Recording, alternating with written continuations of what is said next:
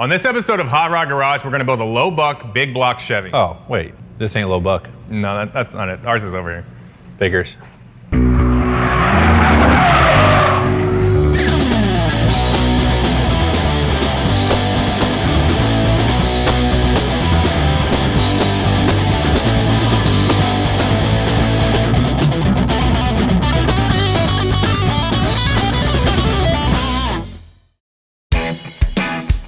So Chevy big blocks are awesome. They sound killer, they make great power, and for years they were the final word in performance, right? That is all absolutely true. They have set records in drag cars, boats, road racing. Everything. Motorcycles. Yeah, they're incredible, and they're somewhat forgotten these days. Chevy made these things for like 40 years. They powered the gnarliest street cars in the 60s. Novas, Camaros, Chevelles, Corvettes. And you could order them with all these wild options. You could get big camshafts, aluminum heads. If you really knew what you wanted, in 1969 you could order what's called a ZL1, a 427 all aluminum motor making 430 horsepower. It is the ultimate burly, exotic, awesome big block.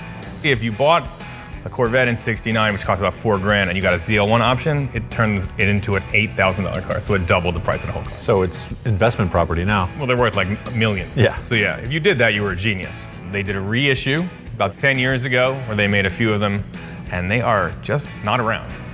No, they're not, except we know where there is one that came out of Project X. This is from the reissue in 2008. It's an all aluminum big block. It's designed to rev high, be super lightweight. This thing makes about 430 horsepower, 450 torque, and it costs about 23,000 bucks. This came out of the Project X, which is a 57 Chevy that's been in our company for 40 or 50 years. Forever. And we yanked this out to put a supercharged LS motor in there. And here's the thing, we begged and pleaded with Hot Rod Magazine if we could have this thing. And all they did was set it here for us to look at it. Yeah, they've been keeping it in a cage. They said we could take it out to talk about it, and it's going right back in, and we definitely can't use it. Cover it back up and put it away. We've got a low buck solution. We're gonna try to challenge this thing on the cheap.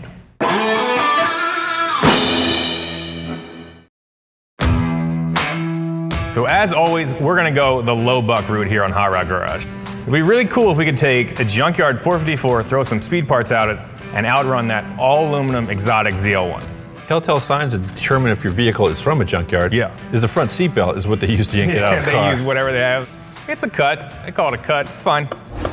This is a Vortex 7400. It's the last 454 ever made, and like the Vortex 350 that we use in our S10, it's got a bunch of modern updates. That means it's got a roller camshaft from the factory, it's got a one-piece rear main seal, and these stock iron heads are pretty good.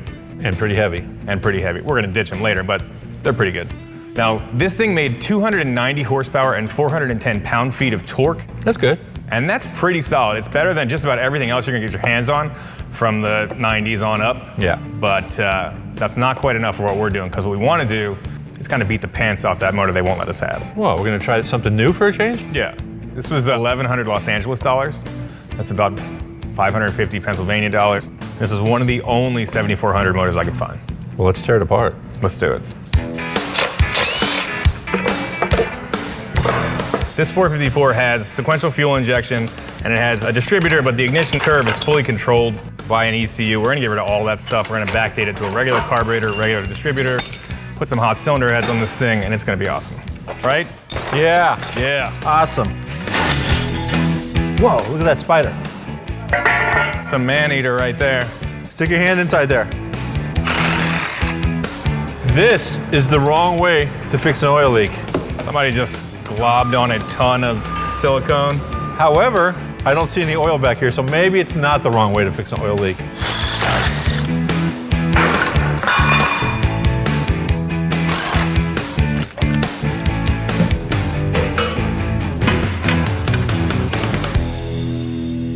Generally, when you're disassembling a used motor, it's important to keep the push rods, the rockers, keep everything in line with the cylinder that it came off of. We're not putting this back together with all these same parts, so it doesn't matter. That is an iron head. Here's a little tech tip for you. If you're gonna be prying on the head to try to get it off, or smacking it with a hammer, which you really shouldn't have to do anyway, but if you do, start a head bolt back in a couple of threads so that that doesn't smash your foot. Learned that from my buddy Nine Toes.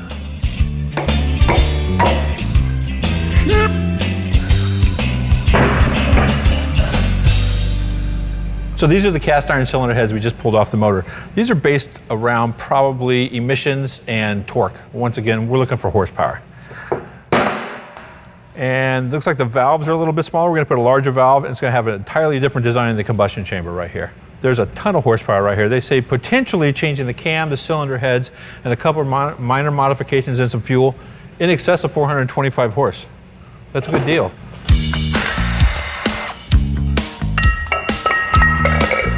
Okay, so I'm getting ready to pull out the cam. There's probably nothing wrong with this cam other than the fact that it has a gazillion miles on it. They actually make a really neat tool that screws into the end of the cam, has a long handle on it so you can pull the cam out without galling up any of the bearings. We don't have that. It was probably designed for a trucker, motorhome, a lot of torque, not much for horsepower, and we're looking for the exact opposite. So we're gonna put in a different cam, different specs, of which I'm not familiar with yet. There it is. Don't drop that, it'll break. So we've got our bare block Vortex 7400 engine. This thing has seen better days. A lot of better days.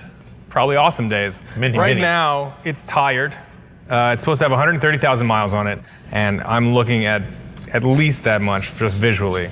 It's crusty, there's oil coked on all sorts of parts. We're gonna clean this thing up and paint it like it's a new engine. It's gonna look awesome. This motor is gonna look so new. We're painting lies on right now. Painting lies on it. Painting lies on this bad boy. All right, that's a wrap.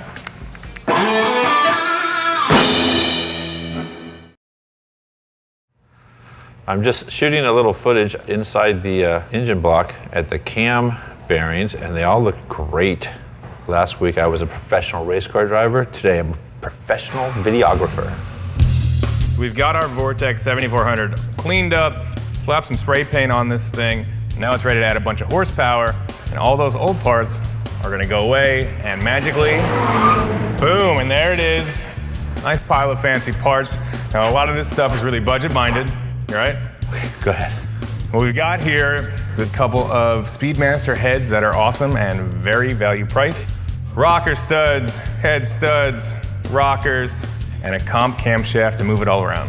This thing is XM284HR-12. It's a 547 lift intake and exhaust camshaft, and it's about as gnarly as you want to get with the stock motor. Now, Lucky went through and cleaned out these cam bearings, and they do look like they've been replaced, which is cool. So basically, compared to stock, it's higher lift, keeps the valves open further and longer, and with the lobe separation angle of 112, it's gonna help you keep that pulse moving. We're gonna use this Howard's dual roller timing setup.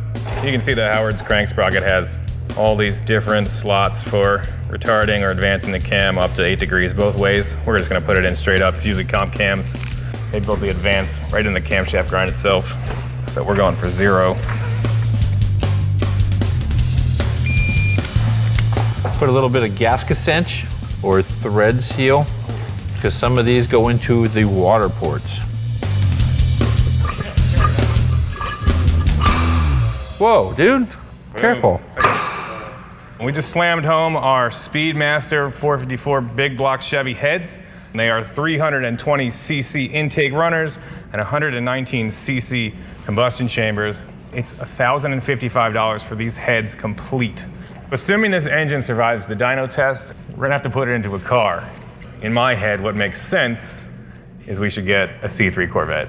C3, is that the shark looking one? Yeah, the bulbous, wavy, drug-induced design. 69 Corvettes, a couple of them came with actual ZL1, so I feel like if we get a later one, those are super cheap for Corvettes, and it fits our whole vibe. And we're putting in a junkyard steel block. Yeah. So it'll be full fake. Exactly. Full faux. Fake the whole thing. Full faux vet. Okay, so I'm torquing the heads down. You're doing it 3 equal steps. We're gonna end up at 80. We're gonna put in a set of comp roller lifters. These are part number 900-16. You wanna put some in each bore. These bores are a little stiff. They're not boring. They're a little stiff, so it's not a bad idea I to clean them pretty thoroughly. hit them up. A good bit of a semi-lube, and we'll cram them in there. So we're just reusing the stock dog bones. These are what hold the roller lifters aligned with the camshaft. Because they're roller. Because they're roller, and they only roll one way. So we've got the motor turned over. We're going to install this really cool kit that Summit makes. Comes with a pan, it's got a scraper in it, oil pump, and pickup. Part number, which is hilarious, is Some Pan Kit 13.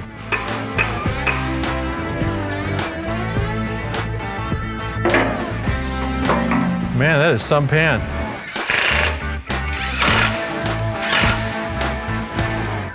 So it's time to find a C3 Corvette. Lucky and I have been talking about it. We want a street machine, we want something awesome, but also something that sort of harkens back to the idea that we're building a low buck ZL1. Here's the thing, we always talk about this online, you know, on our social media stuff. People are always asking us, how do you do this with smog? What do you guys do about smog in LA? Now, smog in LA is different than the rest of the whole country, which is super frustrating, especially since I don't live here. I live in Pennsylvania.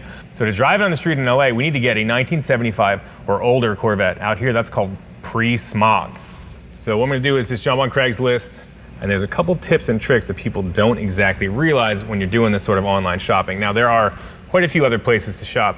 There's Letgo, OfferUp, Facebook Marketplace. Those are all awesome places to look for cars.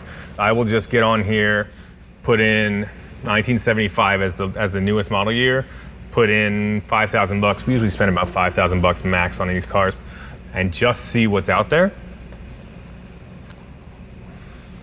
And what's gonna happen if you just do like $5 and under? A super frustrating thing happens. You're gonna see these jokers. This guy's got a 1958 Impala 2 hardtop, and it says $58. Now he means probably $58,000, and it's really frustrating because there's no way that I need to see that car and I have no interest in it. So what we're gonna do is take your minimum price up to like 200, just to get rid of all these dudes that are gonna just shove their car in your face that you have no interest in, and I can't afford it. So this is the car that is my favorite. It is a 1974 four-speed manual Corvette. The guy's asking 7,500 bucks, which I think is pretty high because it's got no motor, but it's a decent project for us.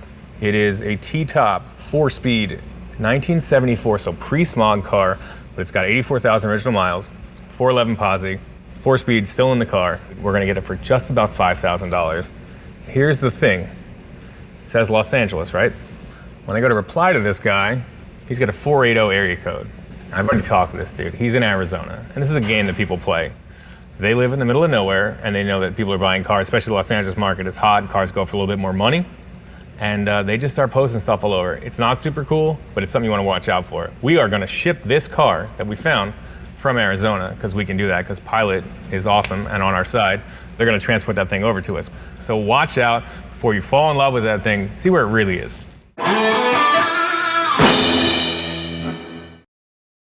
We sent our PA out to get some push rods over at Speedmaster. He came back with guide plates and 750s and 850 push rods. The 850s work great.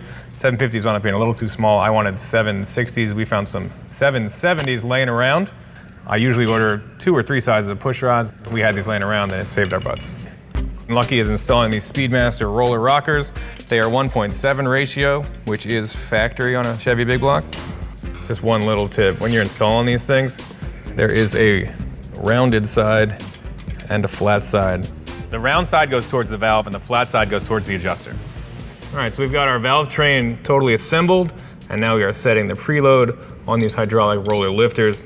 We're gonna do 1/2 turn of preload, which means setting each cylinder to the base circle of the camshaft, and then you tighten down these adjusters until there's just a touch of drag you can feel on the push rod, and then 1/2 turn and lock it down. 1/2 turn. Do it. Half. Boom. Lock it down.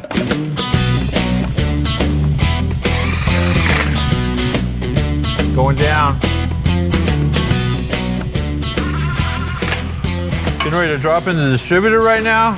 Taking into consideration that the vacuum diaphragm needs to have room to move, and the rotor points towards the number 1 cylinder. That looks like that would be it. So one of the last things we're gonna toss on before we take this thing over to the dyno is not exactly a budget-minded carburetor, but it is a sweet one. It's a Holley Aluminum Ultra XP, 850 CFM. And you've seen their budget line of Brawler stuff, which works great, but this thing's a little bit nicer.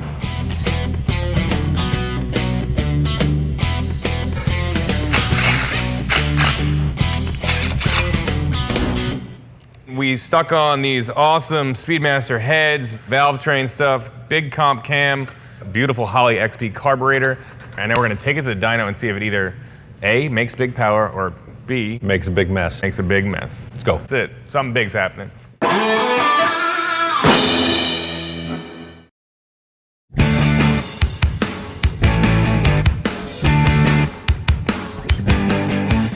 So we are here at CPR Engines Custom Performance Racing Engines. in Gardena, California with our Vortex 7400. They've got a killer engine building facility over here. And we've got our man Martin. This is his place. He's gonna get it strapped down so we can finally see what kind of power we'll be cramming into our little 74 Vet.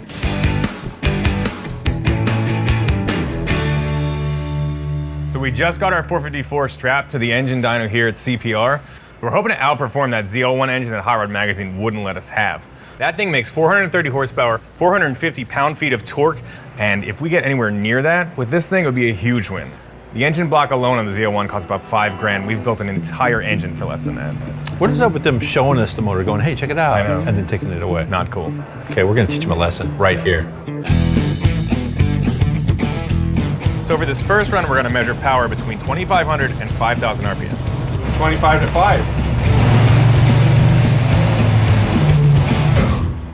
And Not enough squirter. No. It's all right, here we go.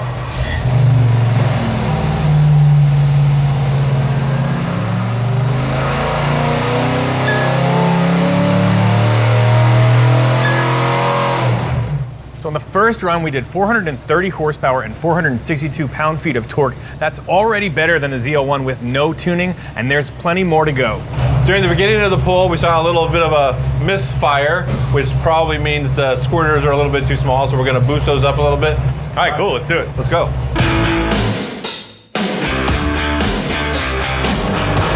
We're changing the squirters right now. Had 31s in it, we're bumping it up to 35s. Normally you go one step at a time. We're just gonna go for the gusto. This isn't really the gusto, but it's more than you would normally. All right, so we'll do from 2,500 to 5,500. Yeah.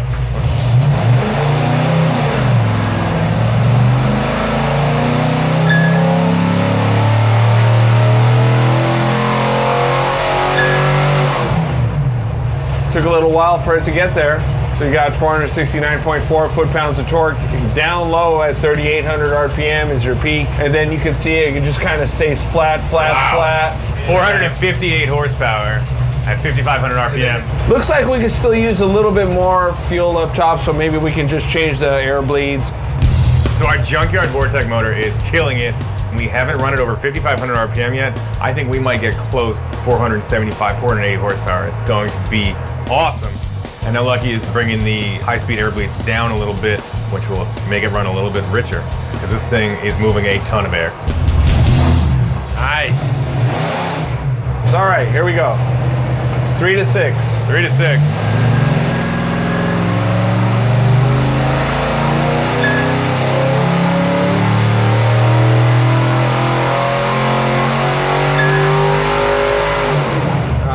We've got 467 foot-pounds of torque and 470 horsepower. Nice. Yeah, almost 470, 470 there, yeah. That is awesome. You want to try something with the timing? Advance it to, see where it likes it? Yeah, let's bump it up 2 degrees.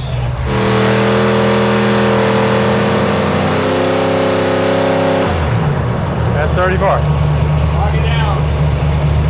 Here we go.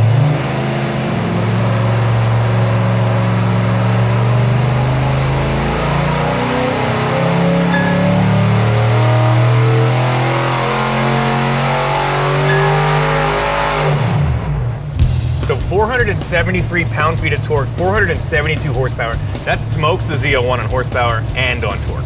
We got the 473 and the 472. I say that's a good square combination. It's awesome. And really, it's a big win. And in your face, Hot Rod Magazine. In your face. In your face. This thing rips. I cannot wait to get it into a car. It's going to be a ton of fun to drive. This is Martin. It's his shop. And hey guys. He's been awesome all day. Thank you so much for having us. Dude, Thanks I appreciate it. Thanks for coming. You guys need your cars tuned up in SoCal. CPR. It's right in Gardena. All right, we win. We win. We win.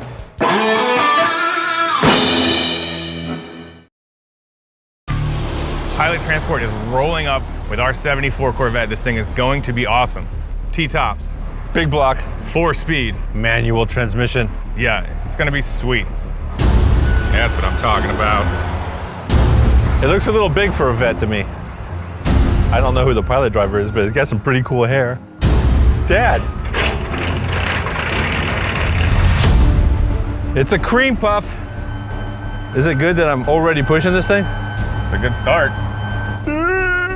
Push it off and have a look at it. There we go, Buttes. There's no smell-o-vision, right? No. Okay, interior's great. Yeah, it stinks a little bit. There it is, huh? Very cool. It's surprisingly clean, really. It's really not bad, man. The car looks really straight. It's all there. The interior's not so bad. It's a manual car, trans is in it.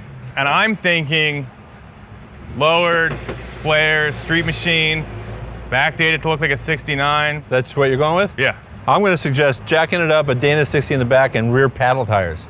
that's another way we could go. Just saying.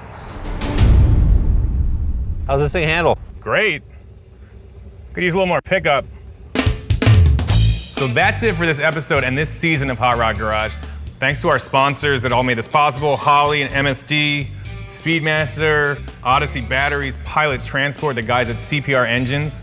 Getting our Vortex 7400 engine to beat that Z01, it made over 470 horsepower and over 470 pound-feet of torque for about a fifth of the cost. This thing is awesome, and we just got delivered our C3 Corvette, and next year you're gonna watch us take A, stick it into B, And get in a ton of trouble. get in a ton. Don't forget to check us out on social media between episodes. The show is Hot Rod Garage Show on Facebook and Instagram. I'm Tangelo96. I'm still Mobile Tech Lucky. It's been awesome, and we will see you next year. See ya. On this episode of Hot Rod Garage, we're gonna build a low buck, big block Chevy. No! This isn't low buck!